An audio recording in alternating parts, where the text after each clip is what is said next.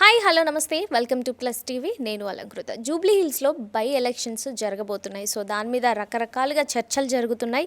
అలాగే మన సీఎం రేవంత్ రెడ్డి గారు కూడా స్పందించారు. అసలు బై ఎలక్షన్స్ గురించి అసలు నెక్స్ట్ ఏం జరగబోతుంది అనే దాని గురించి మాట్లాడుకుందాం. Hello sir. Hi hi. Sir. మరి బై ఎలక్షన్స్ గురించి అసలు ఏమనుకుంటున్నారు మీరు? బై ఎలక్షన్స్ అది బీఆర్ఎస్ సీటు, గ్యారంటీ సీట్ అది. దాన్ని ఎట్లాగైనా కాజేయాలని అధికారంలో ఉన్నాం కనుక ఏదైనా గురుమాలు చేసి ఏమైనా చేసి సాధించాలని ఉంటుంది పార్టీకి. రూలింగ్ పార్టీ ఎప్పుడైనా అంతే కదా. రూలింగ్ పార్టీ అధికారంలో ఉన్నప్పుడు ఏ బై ఎలక్షన్ వచ్చినా ఎట్లాగైనా గెలవాలని చూస్తారు కదా. అందులో ఈయన చంద్రబాబు శిష్యుడు. చంద్రబాబు టాక్టిక్స్లన్నీ అలాగే చేస్తారు కదా ఆయన. ప్రజల అభిప్రాయము, ప్రజల దీనికన్నా కూడా మన స్టైల్లో మనం గెలిపించుకుంటామే. ప్రజలు ఓట్లు వేస్తారా లేదా అనవసరం, ప్రజలు మన తరపున ఉన్నారా లేదా అనవసరం. మన స్టైల్లో మన రూట్లో మనం గెలవటమే అధికారంలో ఉన్నామంటే. ఆ అధికార యంత్రాంగాన్ని ఉపయోగించుకుంటూ అన్ని అది ఆయన స్టైలు. ఆయన శిష్యుడే కదా, అదే స్టైల్లో ట్రై చేస్తాడు ఈయన.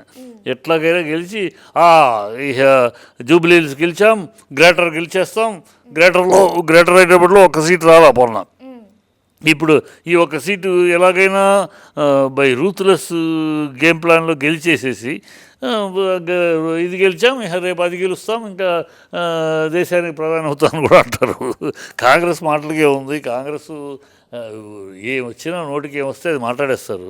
ప్రాక్టికల్ గ్రౌండ్ ప్రజలు ఏమనుకుంటున్నారు, ప్రజలు ఆయన మంత్రిమండలిలో ఇక మందే, జూబ్లీ హిల్స్ మందే, గ్రేటర్ హైదరాబాద్ మందే, ఇంక 20 ఏళ్ళు మందే ఏ అని మాట్లాడుతుంటారు. ఏదో ఒక వాగుల్లాగా మాట్లాడేస్తారు. అంటే మేబీ నెక్స్ట్ ఎవరిది అవ్వచ్చు? బీఆర్ఎస్ వాళ్ళది అవ్వచ్చు, కాంగ్రెస్ వాళ్ళది అవ్వచ్చు. ఇది జూబ్లీ హిల్స్ డెఫినెట్గా బీఆర్ఎస్ అమ్మా. ఎందుకంటే ఆయన అతనికి చాలా మంచి పేరు ఉంది, మామూలు పేరు కాదు. అతను అంటే పొద్దునే మాగంటి గోపీనాథ్ అంటే పొద్దున లెగిస్తే సాయంకాలం దాకా వచ్చిన వాళ్ళు వచ్చినట్టు ఏ సహాయం వచ్చినా, ఏ హెల్ప్ అడిగినా దగ్గరుండి ఫోన్లు చేసి ఎక్కడో తన కాన్స్టిట్యూన్సీలో సమస్య అయినా సరే అక్కడికి తన మనుషులు కార్పొరేటర్లు పంపించి సాల్వ్ చేసి అట్లా పనిచేస్తున్నాడు అతను. అందుకని మొన్న అంత దీంట్లో కూడా గెలుచుకొచ్చాడు. సో అతని సపోర్టు, అతను చనిపోయాడు. ఆయన పేరు, ఆయన తరపున ఎవరన్నా ఎవరు నుంచోలేకపోతే తప్పితే ఆయన పేరులో, ఆయన సపోర్ట్లో ఆ బీఆర్ఎస్కి అది డెఫినెట్గా విజయకేతనమే. ఎందుకంటే ప్రజలు బీఆర్ఎస్ని మర్చిపోలేదు. ఇంత హడావిడిలో కూడా గ్రేటర్ హైదరాబాద్ మొత్తం ఒక్క సీట్ కూడా రాలే కాంగ్రెస్కి. ఎందుకంటే కనపడుతుంది కదమ్మా ఇక్కడ సిటీలో డెవలప్మెంట్ ఏంటి, గతంలో ఏంటి, ఇప్పుడు ఏంటి. రజనీకాంత్ లాంటి కూడా వచ్చి నేను గతంలో వచ్చాను, ఇప్పుడు చూస్తే అసలు హైదరాబాద్లో ఉన్నానా, ఎక్కడ సింగపూర్లో అన్నంత ఆశ్చర్యపోయాడు కదా. సో ఆ డెవలప్మెంట్ ప్రజల కళ్ళకు కట్టినట్టు కనపడుతుంది ఈ గ్రేటర్లో. అక్కడ రూరల్లో ఏంటంటే దళిత బంధు, ఇది ఇంకో విషయం, అదే ల్యాండ్ విషయం, ల్యాండ్లు అవన్నీ కొంచెం డిస్టర్బ్ చేసినాయి. అందువల్ల రూరల్లో తగ్గినాయి. ఇక్కడ దళిత కూడా ఈ డిస్టర్బ్ చేయడం లేదు కదా.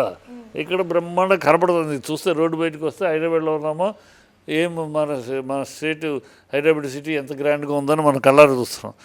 సో ఎడ్యుకేటెడ్ అందరూ, మాస్ అందరూ. ఇప్పుడు వీళ్ళు వచ్చినాక చిన్న వాన వస్తే మురిగ్గుంటైపోతుంది మన నగరం మొత్తం. మరి అంతకుముందు లేదే. కరెంటు 10 సంవత్సరాలు కరెంట్ ఒక్క అరగంట కాదు, 1/2 నిమిషం పోవటం చూసారా. ఇప్పుడు రోజు పొద్దున పోతుంది, సాయంకాలం వస్తుంది. సో వీళ్ళ పాలన కాంగ్రెస్ పాలన ఎప్పుడు కూడా ప్రజాపాలన కాదు, అది ప్రజాపీడన. అది ప్రజల్ని